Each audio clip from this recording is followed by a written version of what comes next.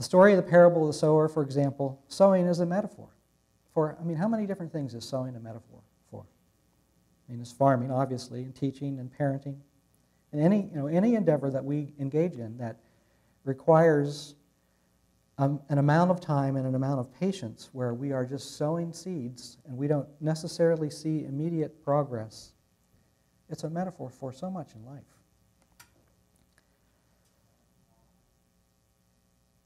And when I was growing up and heard this preached about, there's the seeds fall in different kinds of soil, and some of it's rocky, and some of it's sandy, and some of it's shallow, and some of it's deep. And that was always, this kind of people, and these kind of people aren't very good, and this kind of people, and these kind of people are kind of good, but they don't quite get it, and so it kind of drifts away after a while.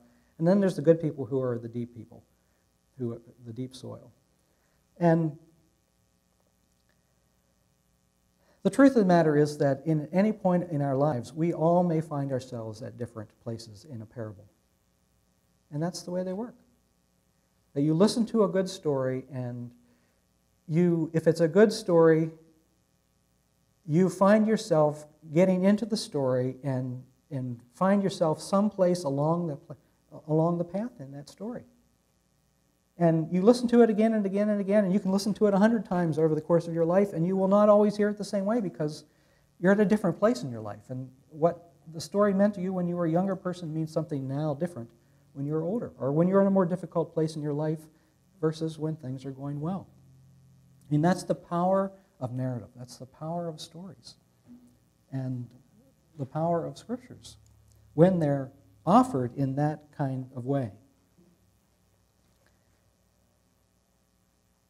And the thing is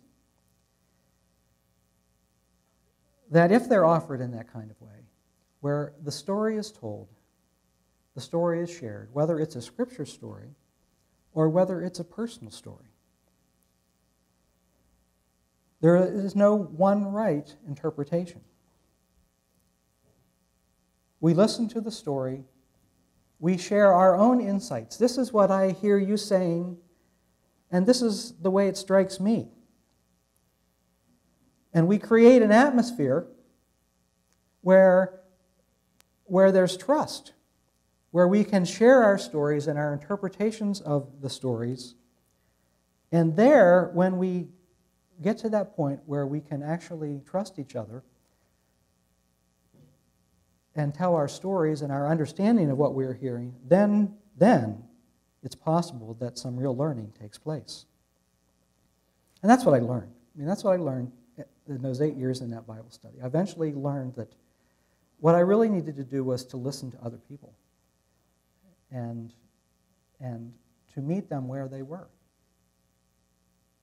And to realize that when they were telling me their story and their interpretation of the scripture passage, that they were giving me an insight into their lives and where they were. And that was what I needed to hear, not what they thought about the passage. I needed to listen to them so that I could hear where they were in their lives and meet them where they were, and then be able to do the same in telling my own interpretation of the story. And that's where learning happens, I think. And I also might add that I think that's what's helpful for reading stories and telling stories is also helpful for process and decision making in families and in communities and when we gather together. Teaching on this land, creating a safe place for sharing, for deep listening to the needs of others so that we can hear where they are coming from and meeting them where they are, so that we can have an opportunity then to tell our story and why this is important to me and this is what I believe. Then we have an opportunity to learn together. Last week, I said, I started a 3-week series on what I considered to be the marks of a healthy church, or what I want for this church, or what I would be looking for in any church that I went to. Last week, Maddie Westenberg read the story of the woodcarver, and I talked about wanting to be a part of a community that feels a sense of calling to help people grow and change, spiritual transformation. That's the primary mission that we're working on together. Next week, I'm going to talk about healthy stewardship of time, property, and finances.